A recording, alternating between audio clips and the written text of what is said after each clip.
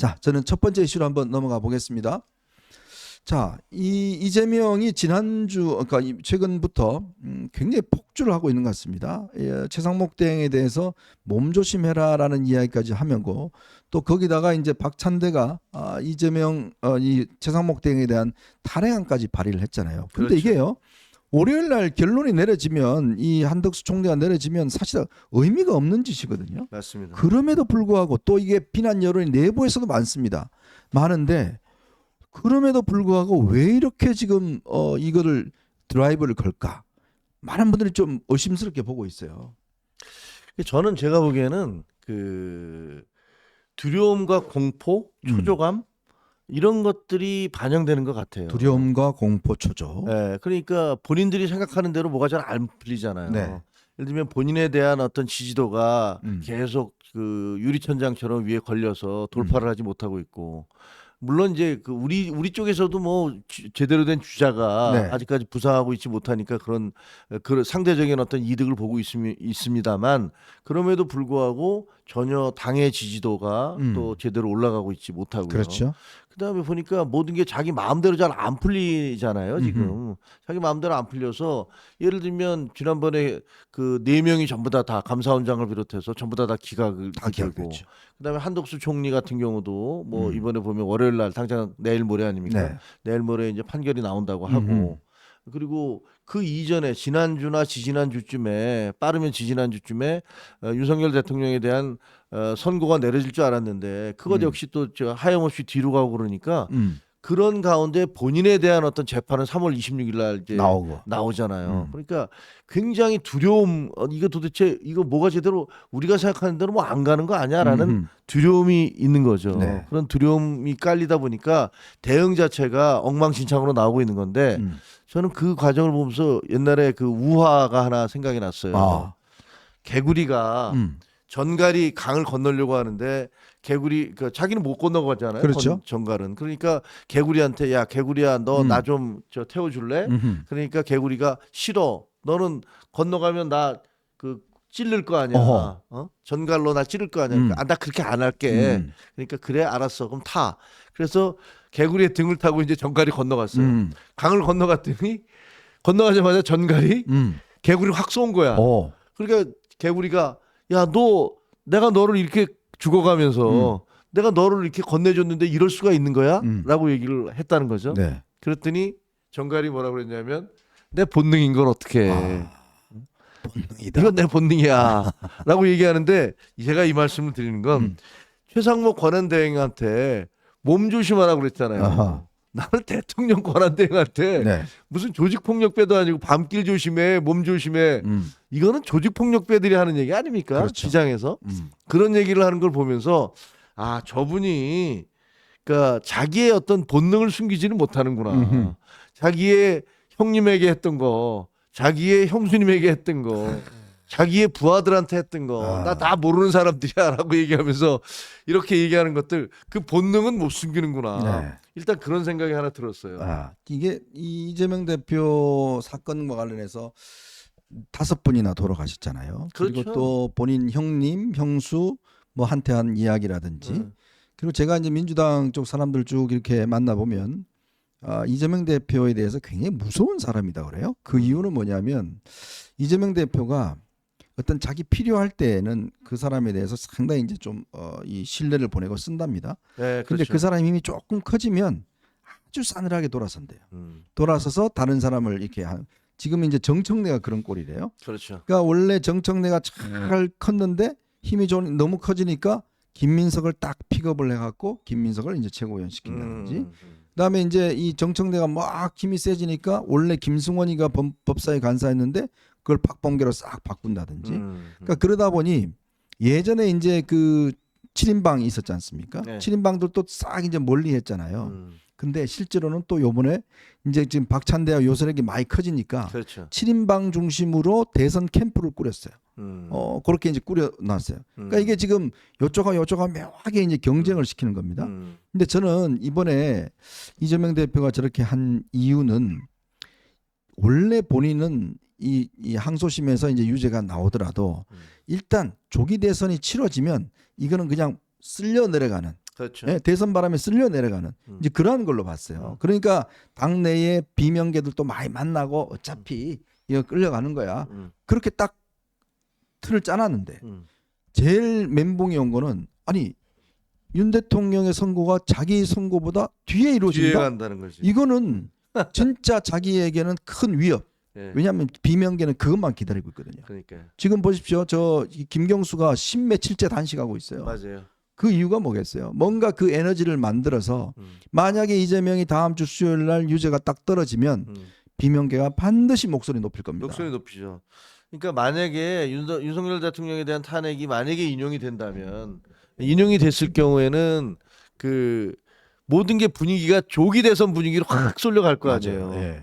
그리고 우리 쪽 여기는 후보가 누가 될 거야라고 또 길거리에서 사람들이 충돌하고 뭐 이러니까 사실은 그 사이에 이재명 대표에 대한 2심 선고는 그냥 거기에 묻혀서 그럼요. 예, 아마 큰 관심 못 끌 뉴스가 수도 별로 아마 이렇게 될 안 수도 될 거예요. 있었죠. 예, 대선 국면 넘어가니까. 그렇죠. 근데 이제 이게 본인에 대한 선고가 먼저 나오면 지금 얘기하신 대로 비명계에서 봐라 이런 사람은 어떻게 우리가 후보로 내세울 수 있겠느냐라는 그런 주장들이 제기가 될 것이고 그 다음에 이제 대선 그 인용이 되든 뭐 기각이 되든 나올 테니까 네네.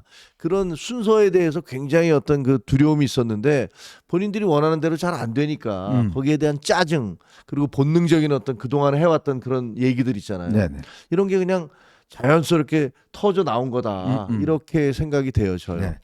이게 이제 이재명 대표 정도 되면 정보가 많아요. 그러니까 이제 각계에서 이제 앞으로 어떤 정권에 유력한 사람이기 때문에 정보를 많이 준다는 거거든요. 근데 제가 최근에 이제 법원 쪽을 조금 이렇게 알아보니까요. 조희대 대법원장이 들어서면서 이제 대법관들을 쭉 임명을 했는데 예. 상당 부분이 이제 조금 중도와 보수 중심으로 이제 그렇죠. 대법관들이 바뀌었어요. 맞습니다. 그러면서 법원 내에 있는 기류가 뭐냐면 야 미래 권력은 우리 법원이 만드는 건데 그래도 이 법원이 욕을 먹지는 말아야 된다. 그리고 이 미래 권력에 대해서 법원이 그래도 사법부가 그래도 국민들의 선택권을 방해하지는 말아야 된다. 이 정서가 강하대요. 근데 그게 뭐냐면 지금 선거법 위반 사건 항소심 결 나오면 그 다음에 대법원 확정이잖아요. 네. 3개월 이내입니다. 그런데 이제 그거를 소부에서 즉 4명이 이루어진 소부에서 만장일치가 되면 왜냐하면 이제 이거는 딴 게 아니라 법률을 제대로 적용했는지 요것만 그렇죠. 봐요. 예, 법률심이니까. 그렇죠. 근데 이제 요게 기본적으로 기간이 뭐냐면 상고를 하는 기간이 7일입니다. 7일이 기간이 있고 그다음에 상고 이유서를 만드는 기간이 20일이 있어요. 그러면 요거는 기본적으로 이재명 대표가 움직일 수 있는 시간이에요. 그렇죠. 근데 그다음부터는 법원에서 속도를 빨리 할 수 있답니다. 그러니까 이 예를 들어 서류 넘겨받는 거 이게 원래는 뭐 시간이 절차가 남은데 그냥 그거 빨리 넘겨받을 수 있대요. 그리고 소부에서 이거 우리 대선 전에 판단 내립시다. 왜냐하면 이거 뭐 어려운 사건이 아니니까. 그러면 빨리 판단 낼 수가 있대요. 그리고 지금 일각에서는 두 가지지 않습니까? 지금 이제 이 백현동 관련된 사건 하나하고 그다음에 이제 김문기 씨 사건하고 그렇죠. 만약 선거법. 김문기 씨 관련된 사건은 무죄가 되고 백현동만 유죄가 되면 오히려 법원이 판단하기 쉽다는 거예요. 심플하니까. 그러니까 빨리 내릴 수 있는 거예요. 그러니까 이재명이 저렇게 지금 열받는 이유가 뭐냐면 이거 지금 대법원에서 이거 지금 대선 전에 이거 지금 확정 판결을 하려고 하는 게 아니야? 요런 움직임에 대한 저는 좀 분위기를 간파한 게 아닌가. 네, 뭐 그런 두려움이 있겠죠.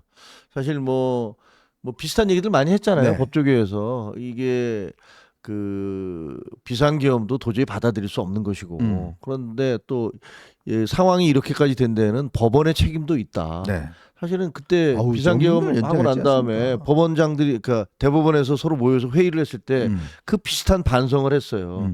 우리가 정치권에 대해서 너무 그 법적 엄정함이랄까 이런 것들을 지키지 않고 아니 대표적인 게 지금 첫 번째 이재명 대표에 대해서는 선거법 1심 판결이 나는데 799일이 걸리는 게 이게 말이 되겠습니까?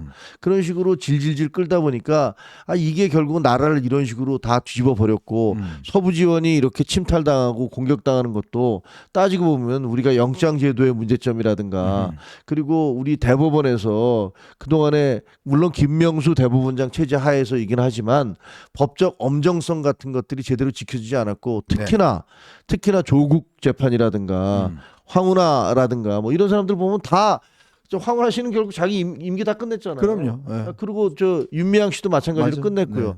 아니 이런 식의 재판이 어디 있습니까? 그러니까 그런 것들에 대해서 반성이 지금 이루어지고 있는가? 그래서 그러다 보면 뭐 이재명 대표에 대해서도 정말 서둘러서 그 대법원 판결까지 내리려고 하지 않을까라는 그런 가능성도 있죠. 근데 네. 저는 그럼에도 불구하고 그게 좀 쉽지는 않을 것 같다라는 생각이 들어요. 그렇게 될 경우는 아마 그 이재명 대표를 지지하는 사람들, 네. 그 강성 친명들이 가만히 있을까? 뭐 이런 부분들에 대해서도 좀 우려는 되죠.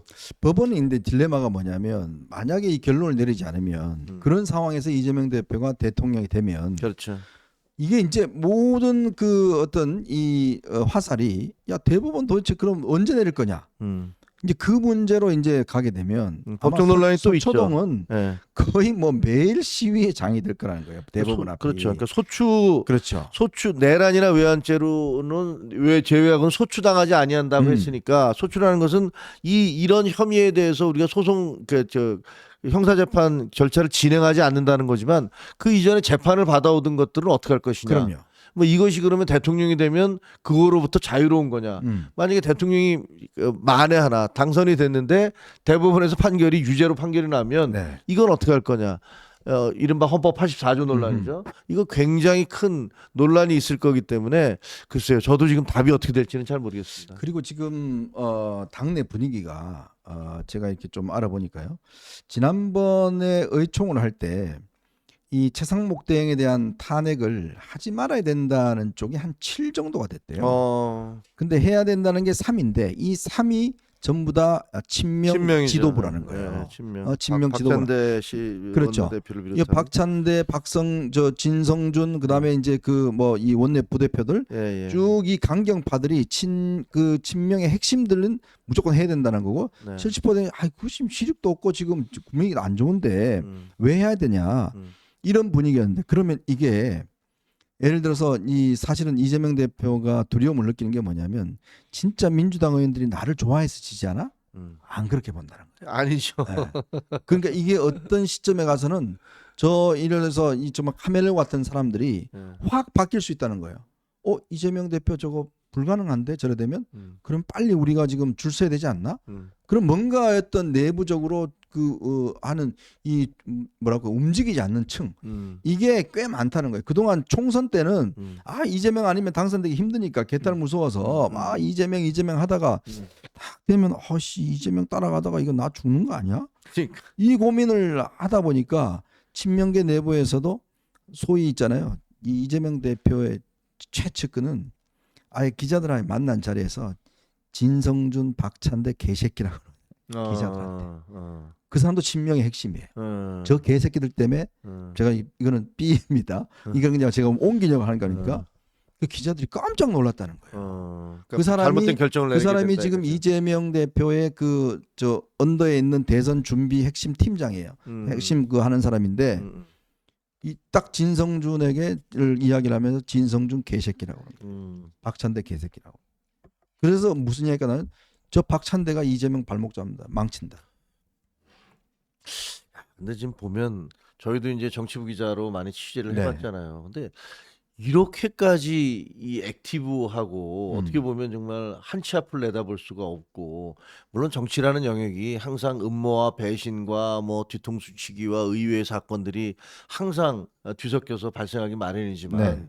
근데 지금 요새 같은 경우는 정말 드문 것 같아요. 거의 이게 87년도에 그때 왜 그 전두환에서 그 노태우 네, 대통령 네. 넘어갈 때 그 일로 삼김 시절에 뭐 그때 삼국지를 방불케 했던 그렇죠. 춘추전국 시대를 방불케 했던 그런 시절 그 이후에 뭐 또 김영삼 때는 YS DJ 그다음에 3당 합당 네. 뭐 이런 것들이 굉장히 쇼킹하게 왔던 그런 네. 경우가 있고 IMF 또 왔었죠. 네, 그다음에 이제 IMF가 왔었고 근데 그 그다음에 또 이후에는 DJP 연합 있었죠. 그러니까요. DJP 연합이 있었고 근데 지금 보는 거는 이제 어떻게 보면은 그 비상계엄과 네. 그 이후에 벌어지는 이런 일들을 보면 야 정말 이 정치가 이 갈수록 발전을 하는 게 아니라 음. 갈수록 퇴보를 하는구나라는 생각도 정말 걱정이에요.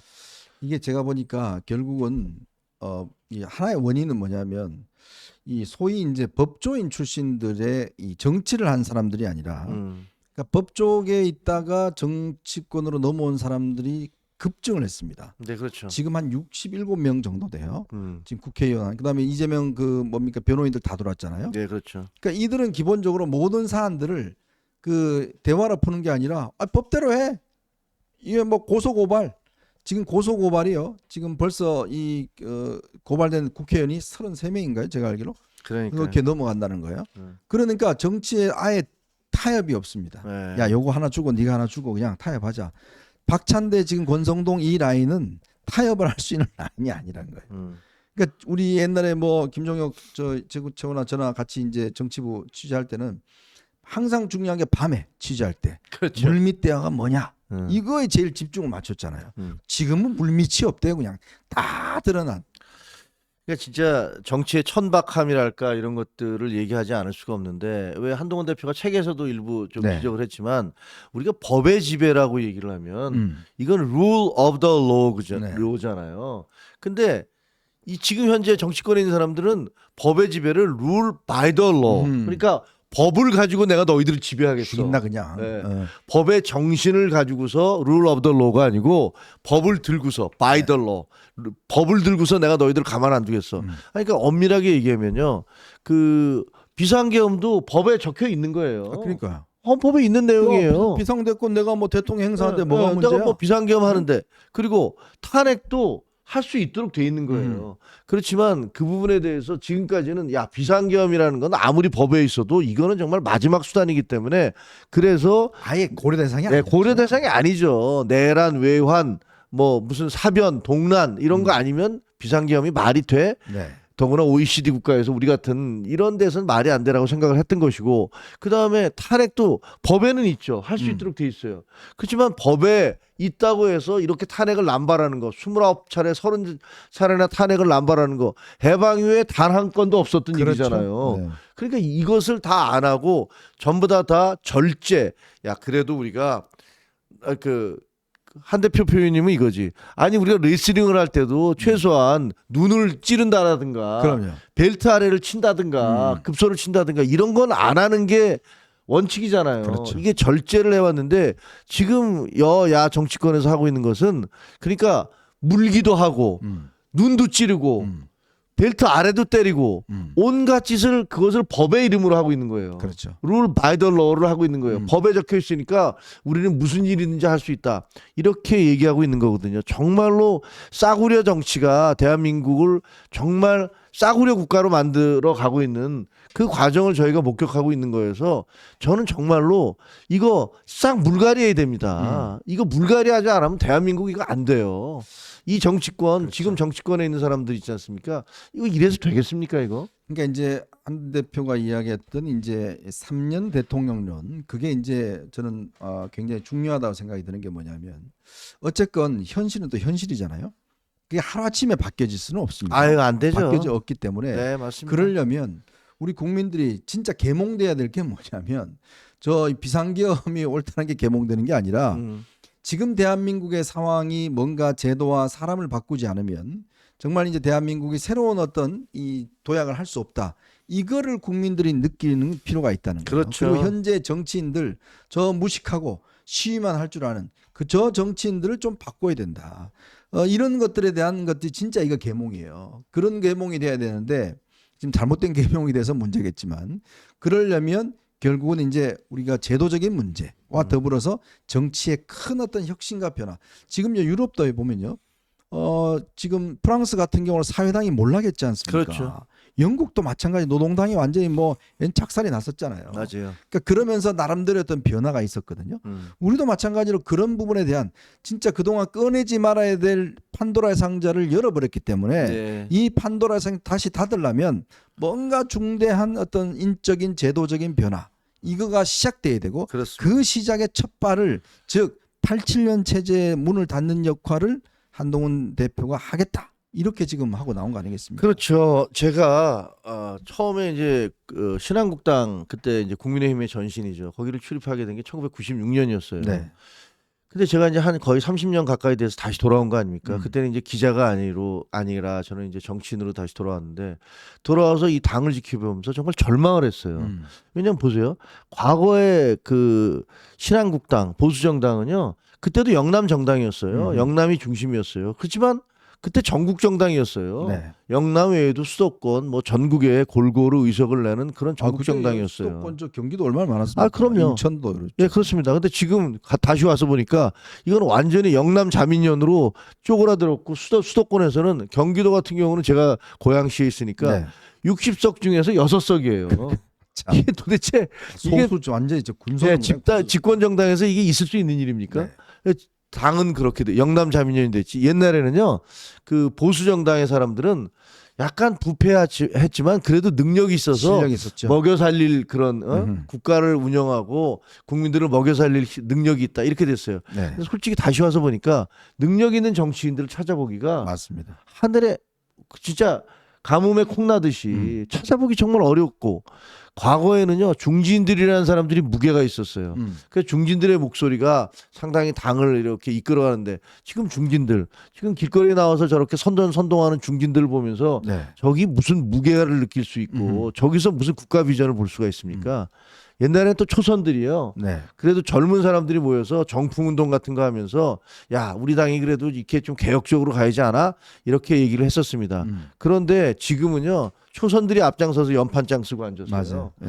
그러니까 이게 보니까 저 이렇게 보면서 야 이게 지금 보수 정당은 이대로는 정말 안 된다. 이거 정말 87년 체제는 위대한 체제죠. 왜냐하면 군사정권 체제에서 다시 직선제로 국민들에게 선거권을 돌려주었고 한동훈 대표 얘기 말 맞다나 그것을 통해서 우리는 산업화 민주화를 다 달성한 국가가 됐고 선진국이 됐으니까 위대한 헌법이긴 하지만 그러나 이제는 수명을 다했다. 그리고 더 이상 이대로 지금까지 했던 대로 재벌 3세처럼 뭐 재벌 1세가 허리띠를 졸라매고 하고 재벌 2세는 아버지가 맨 땅에서 했는데 나는 더 잘해야지 하면서 경쟁하면서 하고 근데 재벌 3세 이게 뭐야 금수저 물고 태어난 재벌 3세는 돈 펑펑 쓰는 게 자기 권리인 것처럼 그렇게 생각하는 그런 보수 정당이 돼버렸어요. 그래서 이거 바꿔야 된다. 보수 정당뿐만이 아니라 민주당도 바꿔야 된다. 안 그러면 이거 대한민국 정말 큰일 난다. 그러니까 이게 참 제가 이제 그 방송 나가면서 방송 사람들을 만나보면 어떤 사안이 있으면 좀 부를 그런 국회의원이 없다는 거예요. 전문가가 토론할 수 있는 전문가 생각해 보십시오. 예를 들어서 AI 관련돼서 진짜 한동훈 대표처럼 할 수 있는 사람이 누가 있을까요? 그러니까요. AI가 뭐예요? 뭐 조류 인플루엔자 저거예요? 뭐 이럴 수 있는 사람밖에 없어요. 이게 기본적인 아마 용어도 모를 겁니다. 이렇게 되다 보니 참 기가 막힌 상황이 됐다라는 생각이 듭니다. 크립토크래시도 마찬가지잖아요. 네. 가상화폐에 대한 것도 사실은 저는 가상화폐에 대해서 상당히 부정적인 사람이었거든요. 솔직히 저도 몰랐습니다. 네, 그 가상화폐 그게 가능할까? 네. 국가적으로 원래 그 우리가 쓰는 돈이라는 것은 국가가 보증을 해주는 거잖아요. 그렇죠. 그거 아니면 종이 쪽이 폴란드 망명 정부의 화폐 뭐 그 낙엽 얘기하면서 우리 시도 옛날에 있었죠. 뭐 시 있었잖아요. 네, 학교 네, 다닐 네. 때 무슨 뭐 낙엽은 폴란드 네, 망명 정부의 화폐라느니 네, 뭐 맞아요. 이런 문학적 표현도 있었지만 대개의 경우 국가가 보증해주지 않으면 이게 무슨 의미가 있을까? 근데 지금 보면 달러도 마찬가지로 그 종이 조각이잖아요. 그게 근본위제 옛날에는 금환에서 이제 태환제로 바뀌긴 했는데 정부가 보증을 해서 되는 건데 지금이 이제 크립토크래시에 대해서 똑같이 그 채굴이라는 과정을 통해서 이거 마치 금을 광산에서 채굴을 해서 금으로 달러에 대해서 기준을 잡듯이 마찬가지로 그 사이버상에서 채굴을 한 것을 가지고서 크립토크래시로 그 가상화폐를 가지고서 달러를 이렇게 연계시키려고 하고 있기 때문에 야 이거 그냥 간단하게 볼 사안이 아니구나. 네. 이런 것들을 저도 한동훈 대표가 오태민 교수하고 얘기하는 걸 들으면서 완전히 생각을 달리하게 됐거든요. 네. 그런 거 보면 정치인이라는 것은 국민들에게 자신들이 알고 있는 지식이라든가 세계사의 흐름을 쉽고 편하게 이렇게 설명을 해줘서 사람들에게 아 지금 내가 살고 있는 시대의 주요 화두가 이런 것이구나 라는 것들을 깨닫게 해주는 역할을 하는데 지금까지 어떤 정치인도 뭐 이현정 앵커나 저나 사실은 보지 못했잖아요. 그렇죠. 그런 정치인을 보지를 못했어요. 참 그렇습니다. 자,